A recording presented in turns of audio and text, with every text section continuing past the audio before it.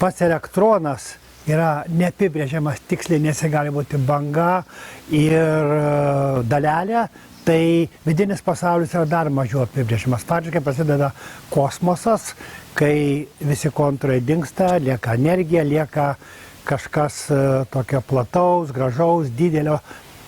Faktiškai žodžiai dingsta, ribos dingsta, bet mes juntam, matom, suprantam.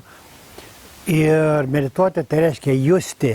Ir jeigu žmogus yra meditatyvus, tai meditatyvus žmogus žiūrėdamas junta ne tik vitalinės, fizinės, bet ir mentalinės, dvasinės energijas, dvasinės srautus. Ir toliau gali pažinti, matyti, ką reikia daryti, kad jėtum vidun, kad išsiskleistų mūsų visos tos pagrindinės kokybės.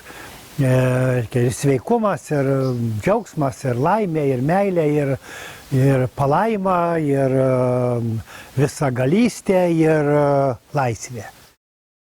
Ir žinoti, kokius justi, matyti, kokius veiksmus reikia daryti, kad tai būtų ne tik manyje, bet tai natūraliai skleidžiasi aplinkui.